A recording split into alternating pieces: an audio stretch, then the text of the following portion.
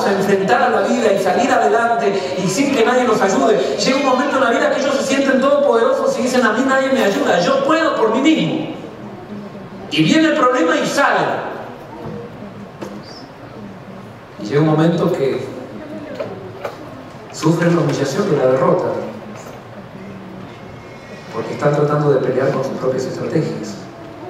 Y después están nosotros, aquellos que no les gusta ir a pelear y que solamente se suben al monte a orar y que piensan que Dios va a hacer todo y no van a tener que avanzar ni enfrentar a nadie, no van a tener que enfrentar ningún problema porque Dios es el que hace todo. En la Biblia nos dice que no, Dios es el que da el poder, pero no me dice que Dios hace todo. Yo colaboro con Dios, Dios tiene la iniciativa, pero yo tengo que buscarlo a Dios, pero también salir a la batalla. Y por eso lo que Dios hoy te viene a decir es que no bajes los brazos, pero ve y enfrenta ese problema que tienes. Tienes que hablar con alguien y no te animas. Deja de orar simplemente, ve y habla. Tienes que pagar una deuda que no sabes con qué la vas a pagar. Deja de orar para que Dios te dé el dinero y ve y empieza a pagar esa deuda. Enfrenta la situación. Porque la oración sola, por sí mismo, no hace nada. Es Dios el que hace a través de la oración. Y Dios hace un milagro en ti a través de la oración para que tú vayas y enfrentes con victoria ese problema que tienes. Y por eso, simplemente quiero decirte que Dios te manda hoy a enfrentar ese problema con los brazos en alto. Ahora, ¿por qué? ¿Cuál es la dinámica de la oración? ¿Por qué nosotros debemos orar? ¿Cuál es la razón? Y vamos a analizar, este tema es demasiado amplio y simplemente creo que va a ser una introducción a este tema. Pero puede ser que hoy podamos descubrir algunas cosas que nos puedan servir en nuestra vida cristiana. Por medio de la oración, nosotros le damos permiso a Dios que actúe de una manera especial. O sea, la Biblia dice que Dios hace salir el sol sobre justos e injustos. O sea, por ejemplo, el sol de hoy, Dios no lo está dando porque hubo personas que oraron y por eso dijo: bueno, hay tantas personas que oran por el sol, yo hoy voy a hacer un día soleado. No, Él lo hace. Hay bendiciones que son generales, que no se necesita oración para recibir esas bendiciones generales. La bendición de la vida. Todos aquí estamos con vida hoy, sin haberlo pedido quizás. Y Dios me está dando la vida como una oportunidad para que yo pueda acudir a Él. Pero así como hay bendiciones generales que se obtienen por el simple hecho de existir, hay bendiciones especiales que solamente se reciben a través de la oración. ¿Por qué? Porque con la oración yo le estoy dando permiso a que Dios intervenga en mi vida. Si yo no oro, yo no le estoy dando permiso a Dios para que entre en mi vida y haga lo que tenga que hacer. Como nosotros vivimos entre dos poderes, está el poder del mal y el poder del bien. El poder del mal liderado por Satanás y el poder del bien liderado por Jesucristo. Cuando nosotros no oramos, cuando tú no oras, Satanás te reclama como suyo. Y si Dios quisiera bendecirte, Satanás le reclama a Dios y le dice, pongamos el ejemplo de Erasmo. Supónganse que Erasmo es un hombre que todo lo resuelve con sus estrategias humanas. Y entonces Erasmo tiene un gran problema. Y Dios se apresta a bendecir a Erasmo. Y lo empieza a bendecir a pesar de que Erasmo no le pidió nada. Entonces Satanás tiene derecho a reclamar la justicia de Dios ante la justicia de Dios y decir: Señor, yo te hago una pregunta. ¿Por qué estás bendiciendo a Erasmo si él no te ha pedido que lo bendigas? ¿Por qué estás interviniendo en la vida de Erasmo si él realmente no quiere que tú intervengas en su vida? Él no te está dando permiso.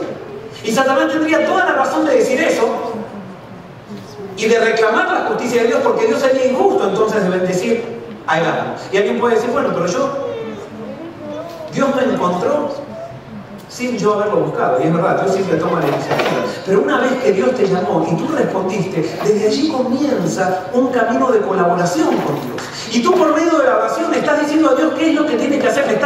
Lo estás soltando de manos a Dios. Cuando tú no oras, lo atas a Dios de mano. Y por eso muchas veces nosotros no podemos recibir bendiciones especiales por el hecho no que Dios no quiera darlo, sino que nosotros no cumplimos las condiciones por las cuales Dios está dispuesto a darlo. Y la condición es orar. Orar. Y es por eso que la oración es tan importante, no la oración mecánica, sino la oración sincera. La oración es el ejercicio espiritual que implica dependencia de Dios. La persona que se siente fuerte en sí misma, que muchos, me pongo yo también quizás en ese grupo, cuando no oramos, lo que estamos diciendo es: yo no necesito a Dios. ¿Qué pasa cuando tenemos un gran problema? Ahí estamos tirados de rodillas. ¿Por qué? Porque el problema nos mostró que somos ¿qué? Chiquititos.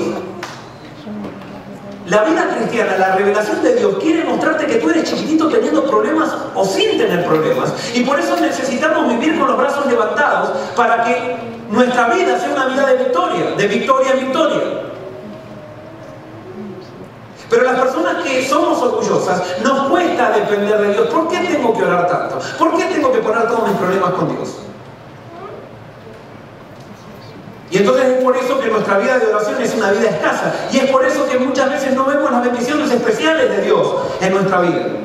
La oración es el acto por el cual evidenciamos que no estamos dispuestos a dejar de creer que Dios es todopoderoso. Tú dejas de orar también cuando tú empiezas a decir: no, Dios no lo va a hacer. Y por eso me encantó la parte especial que nos hablaba del creer en Dios. Es necesario que creamos que Él es todopoderoso y que está dispuesto a hacer milagros en tu vida. Y ¿sabes qué? Cuando tú vas a Dios, y eso lo voy a nombrar un poquito después, cuando tú vas a Dios, Dios te dice, como el centurión romano: hágase de acuerdo a tu fe. Entonces yo ahora te hago una pregunta. Si Dios te responde hoy con respecto al problema que estás enfrentando y te dice: hágase conforme a tu fe, ¿qué se haría en tu vida? ¿Se haría algo realmente? Entonces, estás descubriendo la razón por la cual no pasa nada en tu vida. El problema no está en Dios, sino que el problema es que tú no estás ejerciendo fe. Yo he visto que las personas que han tenido muchas veces una buena educación y que vienen a la iglesia desde chiquitos, que se criaron dentro de todo en una buena familia, son los que más dudan del poder de Dios para transformar a una persona. Y muchas veces en la iglesia he escuchado personas de experiencia que hablan de una persona y dicen: esa persona no va a cambiar nunca. ¿Saben por qué esa persona no cree que esa persona puede cambiar? Porque esas personas han cambiado por su propia fuerza. Son Nicodemos, que lo único que han nacido es de la carne, pero nunca han nacido del Espíritu. Pero la persona realmente que ha nacido del Espíritu, que ha recibido la transformación de Dios, que ha recibido el perdón de Dios, puede creer que Dios puede transformar a otra persona también. Y por eso puede haber el pecador más empedernido, pero esa persona ora con fe y desata las manos de Dios, y Dios actúa de manera especial en esa persona y ve a esas personas entregándose a Dios. ¿Y saben qué? Puedo dar testimonio de eso con mis padres. Mi papá era un hombre totalmente mundano, de la calle, con su temor de Dios, pero a su manera. Y mi madre creció en la casa de mi abuelo, era alcohólico. Sin embargo, Dios nos transformó. Dios le dio la oportunidad de conocer el Evangelio. Y mis padres son personas de oración. Y desde que yo tengo memoria, desde que soy chiquitito, mis padres oran por sus hermanos, oran por su papá y su mamá, por mis primos. Mis dos abuelas nunca se bautizaron en la iglesia adventista. Sin embargo, las dos, en el lecho de muerte, aceptaron a Jesús. Y las dos murieron guardando el sábado.